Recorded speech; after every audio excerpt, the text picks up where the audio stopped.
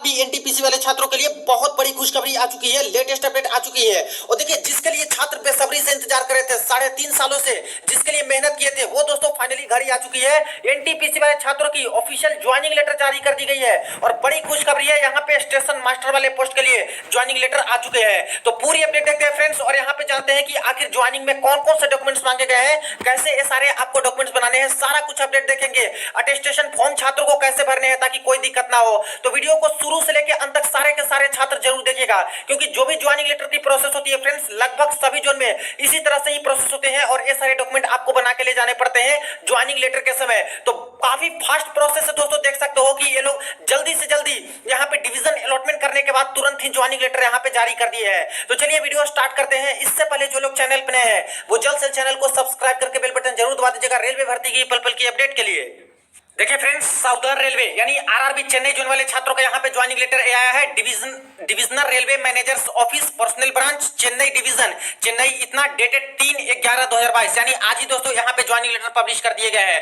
देख लीजिए, इनको जो छात्र हैं चेन्नई डिवीजन अलॉट किया गया है, चेन्नई डिवीजन में इनकी पोस्टिंग लगने वाली है। और फ्रेंड्स देखिए, जनरली इतना जल्दी ज्वाइनिंग लेटर ये लोग देते नहीं है, डिवीजन अलॉटमेंट में पहले समय लगाते हैं, इसके बाद दोस्तों यहाँ पे ज्वाइनिंग लेटर भेजते हैं तो उसमें भी समय लगता है। लेकिन इस बार देखिए तेजी से प्रोसेस कर रहे हैं, इसलिए यहाँ पे ईमेल पे ही छात्रों के ज्वाइनिंग लेटर भेज दिए गए हैं। और कई जोन में दोस्तों ईमेल पे आपको ज्वाइनिंग लेटर देखने को मिलेंगे ताकि जल्दी से यहाँ पे ज्वाइनिंग करवा सके, और कई जोन में आपको बाय स्पीड पोस्ट भी देखने को मिलेंगे। तो इस तरह से चेन्नई जोन वाले छात्रों का अभी ज्वाइनिंग लेटर यहाँ पे ईमेल के माध्यम से आ चुका है। देख लीजिए, यहाँ पे सारे डिटेल छात्र के मेंशन है जिनका सिलेक्शन हो चुका है। Subject appointment to group C service station master through RRB in level 6 of pay matrix 7 CPC. तो स्टेशन मास्टर वाले पोस्ट पे यहाँ पे ज्वाइनिंग लेटर आया है। Please call at this office between 9/11/2022 and 15/11/2022 excluding Saturday and Sunday. यानी जिनका joining letter आया है उनको 9/11/2022 से लेके 15/11/2022 के बीच के डेट में मात्र इतने दिन का ही समय मिला है। इसी डेट के बीच में जाके आपको ज्वाइनिंग कंप्लीट करानी है, एक्सक्लूडिंग सैटरडे एंड संडे। 2 दिन ज्वाइनिंग नहीं होती है सैटरडे संडे को, तो इस दिन ऑफ रहते हैं। With the following documents in connection with your appointment for the post of station master in operating department in level 6 of pay matrix 7 CPC. यानी स्टेशन मास्टर वाले पोस्ट पर सिलेक्शन हुआ है ऑपरेटिंग डिपार्टमेंट में, तो ये सारे ओरिजिनल डॉक्यूमेंट आपको लेके आने होंगे ज्वाइनिंग के समय। अब ध्यान दीजिएगा आप लोग कि कौन कौन से डॉक्यूमेंट ज्वाइनिंग के समय लगते हैं, रेलवे कौन कौन से डॉक्यूमेंट मांगती है और क्या डॉक्यूमेंट बिल्कुल जरूरी होते हैं, और ये सारे डॉक्यूमेंट आपको बनाने कैसे हैं। तो देखिए, सबसे पहले डॉक्यूमेंट की जो डिमांड इन्होंने की है फर्स्ट नंबर पे, the original certificate in regard to your educational qualification, date of birth etcetera. यानी फ्रेंड्स, एजुकेशनल क्वालिफिकेशन के सारे ओरिजिनल सर्टिफिकेट आपके मांगे गए हैं। फोटोकॉपी बिल्कुल भी नहीं लगने वाले हैं। ज्वाइनिंग के समय दोस्तों आपको ओरिजिनल देने ही होते हैं, तो इसलिए डीबी के समय जो जो आप लोगों ने डॉक्यूमेंट लगाए थे ओरिजिनल जो जो सबमिट किए थे, same to same educational qualification की सारी डॉक्यूमेंट फिर से आपको लगेंगी। जैसे कि 10th क्लास का सर्टिफिकेट हो गया, 12th क्लास का सर्टिफिकेट हो गया, इसके बाद ग्रेजुएशन का हो गया, बीटेक जो भी आप लोगों ने किया हो, सारा कुछ एक्स्ट्रा जो आप लोगों ने फॉर्म भरते समय डाला था कोई डिटेल्स एमएससी का या फिर कुछ का, तो वो सारे डॉक्यूमेंट भी लगे होंगे डीबी के समय, तो वो सारे डॉक्यूमेंट भी आपसे मांगे जाएंगे ओरिजिनल में। तो एजुकेशनल क्वालिफिकेशन के सारे ओरिजिनल डॉक्यूमेंट यहाँ पे लगने वाले हैं। सेकंड में देख लीजिए, transfer certificate in original must bring original TC, without this no appointment will be done. बहुत बड़ी अपडेट है फ्रेंड्स, यहाँ पे देखिए ट्रांसफर सर्टिफिकेट मांगे गए हैं छात्रों से और साफ साफ बोल दिया गया है कि ये ओरिजिनल होनी चाहिए और must bring original TC, without this no appointment will be done. यानी जो छात्र ट्रांसफर सर्टिफिकेट लेके नहीं जाएंगे उनकी ज्वाइनिंग रुक जाएगी, उनकी ज्वाइनिंग कंप्लीट नहीं की जाएगी। अब यहाँ पे बात आती है कि आखिर ट्रांसफर सर्टिफिकेट किसका ले जाना है। तो देखिए, लास्ट आप लोगों ने जिसकी भी पढ़ाई की हो, लास्ट एजुकेशन आप लोग का जो भी हो, जैसे कोई होंगे कि ग्रेजुएशन लास्ट में किए होंगे, कोई एमएससी किए होंगे, कोई कुछ किए होंगे, कोई बीटेक किए होंगे, तो उसके बेसिस पे जो आप लोग की लास्ट पढ़ाई थी उसका दोस्तों कंप्लीट जो हो चुका है, जैसे कोई फर्स्ट ईयर में कोई सेकंड ईयर में है, मान लेते हैं एमएससी के, लेकिन यहाँ पे ग्रेजुएशन मिनिमम मांगा गया था इस पोस्ट के लिए, तो ग्रेजुएशन कंप्लीट है तो कम से कम दोस्तों उसका आपको ट्रांसफर सर्टिफिकेट ओरिजिनल लेके जाना होगा। तो कॉलेज से आप लोग मिलिए, अगर आपके पास है तो ठीक है लेके जाइए, वरना नहीं है तो कॉलेज में जाइए, वहां के प्रिंसिपल या फिर जो डायरेक्टर है उनसे मिलिए और ज्वाइनिंग लेटर के बारे में सारा कुछ बताइए और यहाँ पे ट्रांसफर सर्टिफिकेट उनसे इशू करवाइए, तो टीसी मिल जाएंगे। और इसके बाद ये चीज आपको सबमिट करना होता है, क्योंकि बोल दिया गया है कि विदाउट टीसी नो अपॉइंटमेंट, तो टीसी तो आपको लेके जाना होगा। तो लास्ट एजुकेशन जो आपका हुआ फ्रेंड्स फाइनल कंप्लीट हो चुका है, उसका टीसी आप लोग लेके जाइएगा। इसके बाद देखिए, community certificate in original in proof of your community as SC ST OBC OBC, यानी जो छात्र एससी वाले हैं, एसटी वाले हैं, ओबीसी वाले हैं और जो ईडब्ल्यूएस वाले भी हो गए, ये सारे छात्र के जो ओरिजिनल कास्ट सर्टिफिकेट होते हैं, कम्युनिटी सर्टिफिकेट होते हैं, वो आपको मस्ट लेके जाने होंगे। तो देखिए जब ज्वाइन डीवी के समय गए थे तो आप लोगों ने अपना अपना सर्टिफिकेट दिया ही होगा। अगर वो लोग रख लिए थे तो एक नया बनवा लीजिए फिर से आप लोग ओबीसी का सर्टिफिकेट, या फिर नहीं रखे थे वो लौटा दिए थे तो दोस्तों वही आपके लग जाएंगे, फिर से वो लोग एक्सेप्ट कर लेंगे। तो नहीं है तो नया एक बनवा लीजिए जल्दी से, समय आपके पास अच्छा खासा मिला है और इसके बीच में जाके ज्वाइनिंग कंप्लीट कराइए। इसके बाद आगे देखिए friends, you should bring original Aadhaar card, pan card and bank account passbook in any nationalised bank. यानी सबसे पहले तो ओरिजिनल आधार कार्ड आपके लगेंगे, ये लेके जाने हैं। पैन कार्ड सभी के सभी छात्र को बनवा लेने हैं। देखिए फ्रेंड्स, सारे के सारे छात्र अब पैन कार्ड बनवा ही लीजिए, जिनका भी सिलेक्शन होता है तो पैन कार्ड लगेंगे। और बैंक अकाउंट पासबुक किसी भी नेशनलाइज्ड बैंक का होना चाहिए, वो आपके लगेंगे। खास करके कोशिश कीजिए, रेलवे यहाँ पे जोर देती है एसबीआई पे, तो एसबीआई का है तो कोई दिक्कत नहीं है। दूसरे भी बैंक है नेशनलाइज्ड बैंक होनी चाहिए, पंजाब नेशनल बैंक हो गया और भी बैंक कई सारे हो गए नेशनलाइज्ड, तो कोई भी है तो आपको लगेंगे वो बैंक अकाउंट जो कि डिटेल डालने होंगे, उसी में आपके जो भी सैलरी और सब कुछ आते हैं तो ये ज्वाइनिंग के समय लगेंगे। तो यहां से क्लियर होगा कि ये सारे डॉक्यूमेंट जो है मिनिमम आपके लगेंगे। इसके आगे देखिए, You should bring all the above document in original along with 2 sets of Xerox copy। सारे के सारे original document plus 2 sets of Xerox copy लेके जाना है। And same and recent colour passport graph, दोनों रीसेंट पासपोर्ट फोटोग्राफ आपको लगने वाले हैं फ्रेंड्स। 10 पासपोर्ट साइज जो है वो लगने वाले हैं, जो कि 10 पासपोर्ट साइज और 3 जो है इतना साइज का, तो ध्यान रखिएगा 10 पासपोर्ट साइज का लेके जाना है और 3 जो फोटो रहेंगे वो इस साइज में रहने वाले हैं, तो बनवा लीजिएगा। आगे देखिए, for the above appointment the inquiry form, attestation form, declaration form, identity certificate, particulars of dependent family members form and the proforma for community certificate which ever is applicable OBC SC ST as the case में भी is included here with. इसके अलावा इतने सारे document आपको लेके जाने हैं जो कि यहाँ पे बता दिए गए हैं, सब कुछ हम लोग देखेंगे। All the above form should be filled in aspects and submitted to this office at the time of appointment. जितने भी सर्टिफिकेट आपसे मांगे गए और भी बनवा के डॉक्यूमेंट, ये सब कुछ अपॉइंटमेंट के समय आपको देना होगा। If you are presently working you should produce the no objection certificate form, यानी दोस्तों from the present employer at the time of appointment. जो छात्र यहाँ पे कहीं पे जॉब कर रहे हैं, देखिए ध्यान दीजिएगा, जो सेमी गवर्नमेंट जॉब कर रहे हैं, सेमी गवर्नमेंट या फिर गवर्नमेंट जॉब, ऐसे छात्र को मस्ट दोस्तों एनओसी देना होता है। तो कहीं पे भी जॉब कर रहे हो तो एनओसी आपके अब लगने वाले हैं, अब एनओसी ले लीजिए और वहां पे ज्वाइनिंग के समय आप लोग दे दीजिएगा, ज्वाइनिंग हो जाएगा। अगर नहीं देते हो एनओसी तब दोस्तों दिक्कत हो जाएगी, क्योंकि आप लोग एक ही जगह पे जॉब कर सकते हो, तो पुरानी वाली जॉब छोड़नी होगी अगर स्टेशन मास्टर की जॉब करनी है तो। इसके बाद आगे देख लीजिए, यहाँ पे बाकी सारी डिटेल है जो कि इस तरह से सिग्नेचर यहाँ पे हो गया है, जो कि डिविजनल पर्सनल ऑफिसर है।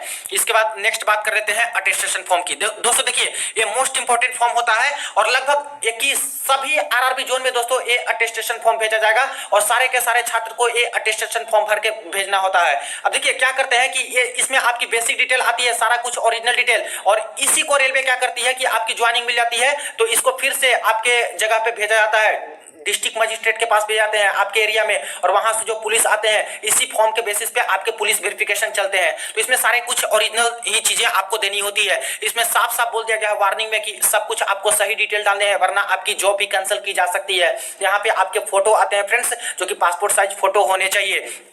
इसके बाद और सारी चीजें हैं जो कि देख सकते हो। इसमें फर्स्ट में आपके जो नेम होते हैं, ब्लॉक लेटर में आपको सरनेम और नेम यहाँ पे डालना होता है। इसके बाद प्रेजेंट एड्रेस, ये सारा कुछ देना होता है। इसके बाद home address same to same है तो सब में सेम टू सेम अलग अलग एड्रेस है, होम एड्रेस और प्रेजेंट एड्रेस, तो उस तरह से आपको डालना होता है। इसके बाद आधार कार्ड जो है वो आपको डालना है, PAN card, nationality, date of birth, present age कितना है, एज एट मैट्रिकुलेशन, मैट्रिकुलेशन के अकॉर्डिंग एज कितना है, इस तरह से मैट्रिकुलेशन के समय क्या एज थी वो आपको देना है। Place of birth, district and state in which situated, कहाँ पे जन्म लिए हो आप लोग, डिस्ट्रिक्ट, ये सब सारा कुछ detail. District and state to which you belong, कहाँ से बिलोंग करते हो, कहाँ पे रहते हो। District and state to which your father originally belong, आपके पापा किस स्टेट से बिलोंग करते हैं और कहाँ पे रहते थे। तो इस तरह से सारी डिटेल आपसे बेसिक वाली मांगी जा रही है। इसके बाद देखिए योर रिलीजन, कौन से रिलीजन धर्म से हो। Are you from a member of schedule caste, क्या एससी एसटी वाले हो तो यहाँ पे यस या नो करना है। इसके बाद देखिए पर्टिकुलर्स ऑफ प्लेस।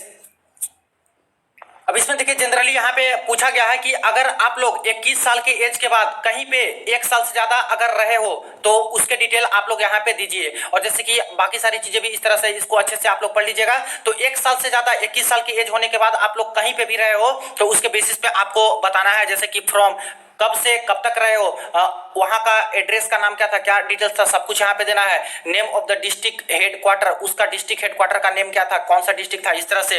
इसके बाद यहाँ पे आपके डिटेल्स फादर्स मदर्स ये सब क्या आएंगे, जैसे फादर के नाम क्या है, इसके बाद नेशनलिटी उनका क्या है, प्लेस ऑफ बर्थ क्या है, ऑक्यूपेशन कौन सा जॉब करते हैं, प्रेजेंट पोस्टल एड्रेस कहाँ पे पोस्टेड है, परमानेंट होम एड्रेस इस तरह से होगा। मदर का भी इस तरह से आ जाएगा। स्पाउस कोई है इस आपके तो उसका भी डिटेल इस तरह से डाल सकते हो, नहीं है तो छोड़ दीजिए, सिर्फ फादर मदर का देना है। इसके बाद देख लीजिए information to be furnished with regard to son, अगर आपके सन या फिर डॉटर है तो उनके बारे में आपको सारा कुछ डिटेल देना है, जैसे उनका नेम क्या है, सन या फिर डॉटर का, नेशनलिटी, प्लेस ऑफ बर्थ, ये सारा कुछ इस तरह से बता देना है। इसके बाद educational qualification showing place of education with year in school and colleges since 15th year of age, यानी 15 साल तक कौन से स्कूल में पढ़े हो तो इसके बारे में आपको इस तरह से डिटेल देनी है। नेम ऑफ द स्कूल या फिर कॉलेज जो भी है, date of entering, date of living, examination passed, इस तरह से। अब देखिए कई सारे छात्र को याद नहीं रहते हैं कि 15 साल से पहले तक कौन सी मैंने पढ़ाई की थी, कहाँ पे किस स्कूल में क्या क्या समय था, तो डेट अप्रोक्स में भी लिख सकते हो, कोई पर्टिकुलर इस तरह से होता नहीं है। या फिर कहीं पे पढ़े हो तो वहाँ के कॉलेज स्कूल में जाके जो डिटेल है वहाँ पे लेके भर सकते हो इसको, या फिर अप्रोक्स में भी आप लोग डिटेल डालिएगा तो इसमें यहाँ पे चल जाएगा। लेकिन जो भी होनी चाहिए फ्रेंड्स, सही सही डिटेल यहाँ पे होनी चाहिए लगभग में। यहाँ पे देख सकते हो कि आगे बोले गए हैं, आर यू होल्डिंग और have any time held in appointment under central government या फिर स्टेट गवर्नमेंट या फिर सेमी गवर्नमेंट या फिर क्वासी सेमी गवर्नमेंट, इस तरह से कहीं पे भी आप लोग जॉब किए हो तो इस तरह से आपको बताने हैं, कहीं जॉब किए हो तो फ्रॉम टू, कब से कब तक, क्या आपका डिजिग्नेशन था, कौन से पोस्ट पे थे, नेम और एड्रेस एम्प्लॉयर का। इसके बाद reason of living, previous job आप लोगों ने क्यों छोड़ा, इस तरह से डिटेल देना है। इसके बाद यहाँ पे देखिए सबसे मेन जो है फ्रेंड्स पॉइंट नंबर यही होती है, जो कि इसमें आपको सही सही सारा कुछ डिटेल डालना होता है। इसी के बेसिस पे आपके पुलिस वेरिफिकेशन भी होते हैं। सबसे पहले तो है, have you ever been kept under detention, यानी कभी आपको बंदी बनाया गया है तो यस और नो में तो नो कीजिए, जैसे कि आपको इसमें सही सही डिटेल डालना है तो नो कीजिएगा।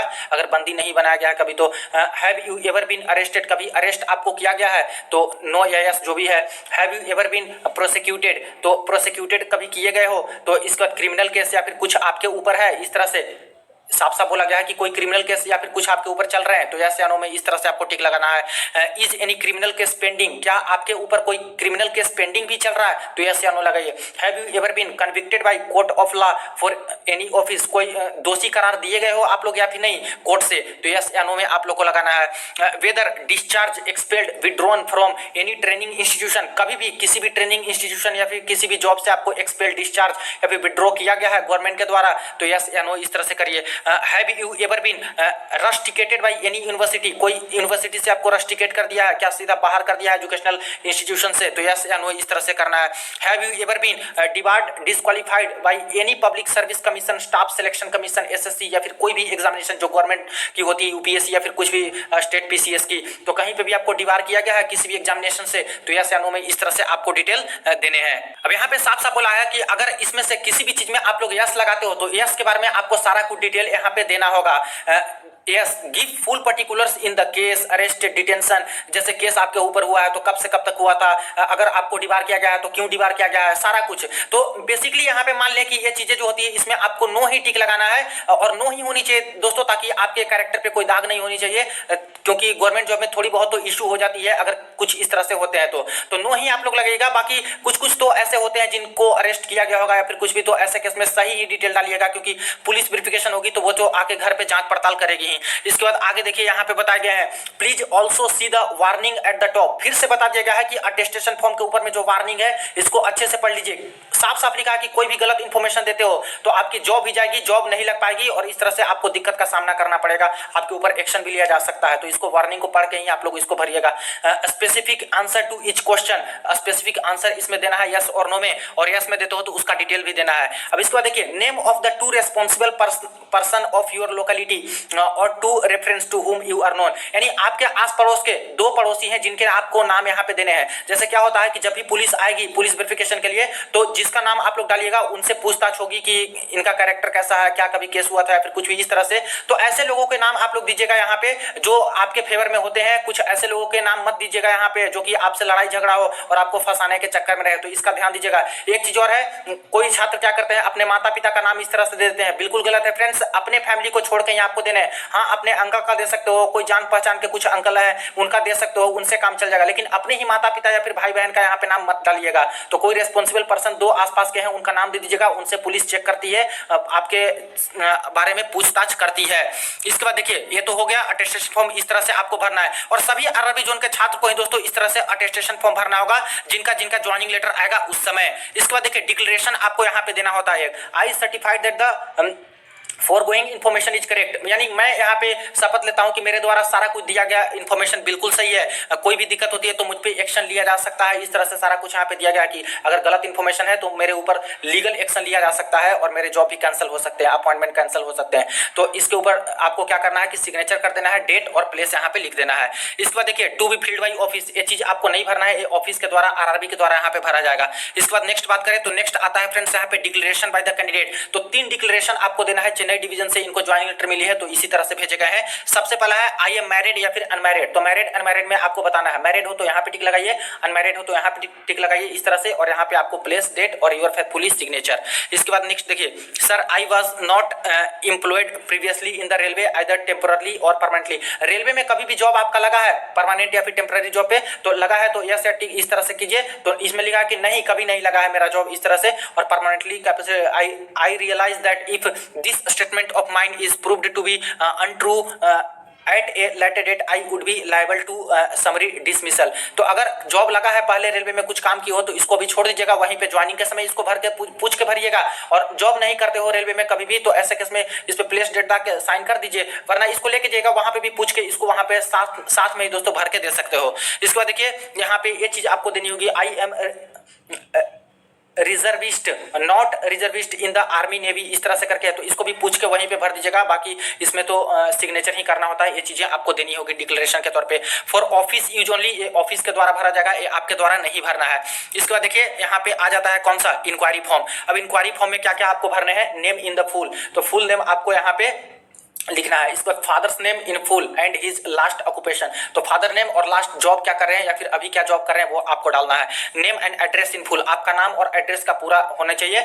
शोइंग विलेज, विलेज भी होना चाहिए, अगर विलेज में नहीं रहते हो तो सिटी का नाम भी चलेगा, आपके वार्ड या फिर जो एरिया है वहाँ के कौन सा कॉलोनी में रहते हो, सारा कुछ डिटेल सही होनी चाहिए। Police station, post office, district, cities, give the name of the road and house number, ये सारा कुछ डिटेल डालनी होगी।